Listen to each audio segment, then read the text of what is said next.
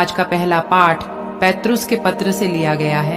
अध्याय 2, वचन संख्या है 2, 5, 9 से 12 तक। आप लोगों ने अनुभव किया है कि ईश्वर कितना भला है, इसलिए नवजात शिशुओं की तरह शुद्ध आध्यात्मिक दूध के लिए तरसते रहें, जो मुक्ति प्राप्त करने के लिए आपका पोषण करेगा। ईश्वरीय प्रजा का याजकत्व प्रभु वह जीवंत पत्थर है, जिसे मनुष्यों ने तो बेकार समझकर निकाल दिया, किंतु जो ईश्वर द्वारा चुना हुआ और उसकी दृष्टि में मूल्यवान है, उनके पास आए और जीवंत पत्थरों का आध्यात्मिक भवन बने। इस प्रकार आप पवित्र याजक वर्ग बनकर ऐसे आध्यात्मिक बलिदान चढ़ा सकेंगे, जो ईसा मसीह द्वारा ईश्वर को ग्राह्य होंगे।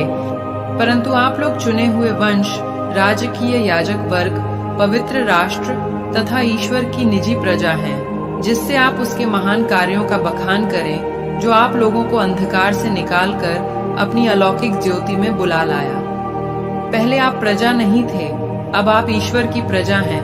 पहले आप कृपा से वंचित थे, अब आप उसके कृपा पात्र हैं। प्यारे भाइयों, आप परदेशी और प्रवासी हैं, इसलिए मैं आपसे अनुरोध करता हूँ कि आप शारीरिक वासनाओं का दमन करें, जो आत्मा के विरुद्ध संघर्ष करती है। गैर मसीहियों के बीच आप लोगों का आचरण निर्दोष हो, इस प्रकार जो अब आपको कुकर्मी कहकर आपकी निंदा करते हैं, वे आपके सत्कर्मों को देखकर ईश्वर के आगमन के दिन उसकी स्तुति करेंगे। यह प्रभु की वाणी है। आज का सुसमाचार संत मार्कुस के पत्र से लिया गया है। अध्याय 10, वचन संख्या है 46 से 52 तक। वे यरीहो पहुंचे। जब ईसा अपने शिष्यों तथा एक विशाल जनसमूह के साथ यरीहो से निकल रहे थे, तो तिमेउस का बेटा बर्तिमेउस, एक अंधा भिखारी, सड़क के किनारे बैठा हुआ था। जब उसे पता चला कि यह ईसा नाजरी है, तो वह पुकार पुकार कर कहने लगा, ईसा दाऊद के पुत्र, मुझ पर दया कीजिए। बहुत से लोग उसे चुप करने के लिए डांटते थे, किंतु वह और भी जोर से पुकारता रहा, दाऊद के पुत्र, मुझ पर दया कीजिए। ईसा ने रुककर कहा, उसे बुलाओ। लोगों ने यह कहते हुए अंधे को बुलाया, ढारस रखो, उठो, वे तुम्हें बुला रहे हैं। वह अपनी चादर फेंककर उछल पड़ा और ईसा के पास आया। ईसा ने उससे पूछा, क्या चाहते हो, मैं तुम्हारे लिए क्या करूं? अंधे ने उत्तर दिया, गुरुवर, मैं फिर देख सकूं। ईसा ने कहा, जाओ, तुम्हारे विश्वास ने तुम्हारा उद्धार किया है।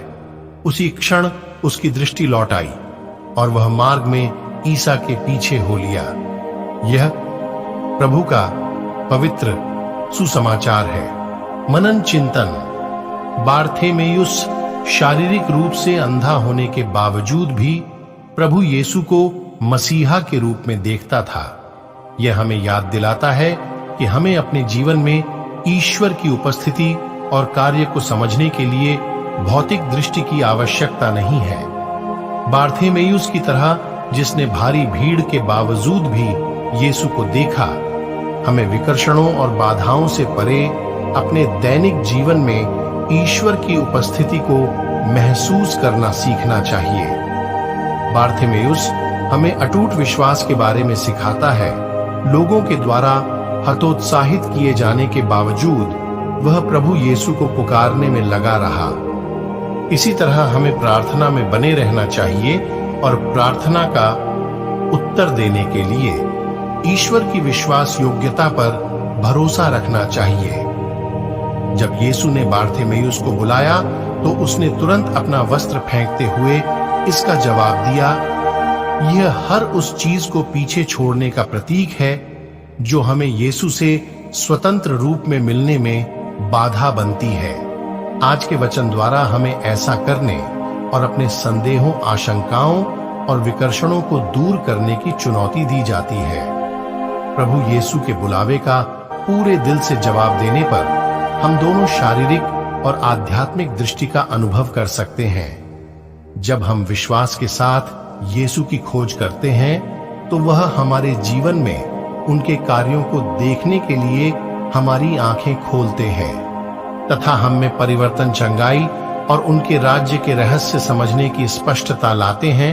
तो आइए आज हम बार्थेमेयुस के उदाहरण को अपनाएं।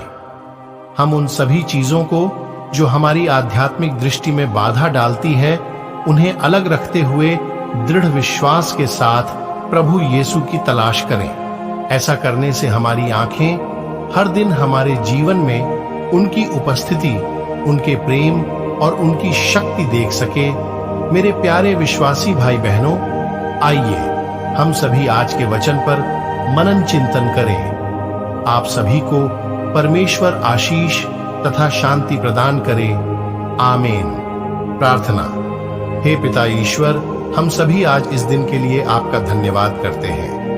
पिता ईश्वर, आप हमें रोज नया जीवन देते हैं, रोज नया दिन देते हैं, और आप दिन भर हम सभी की देखरेख करते हैं और शक्ति आशीष प्रदान करते हैं। पिता, हम सभी आपका इन सभी कृपा के लिए धन्यवाद करते हैं और आपकी महिमा और स्तुति करते हैं। आमीन। आइए हम सभी प्रभु यीशु के आगमन की घोषणा करें। हे प्रभु, हम तेरी मृत्यु और पुनरुत्थान की घोषणा तेरे आगमन तक करते रहेंगे।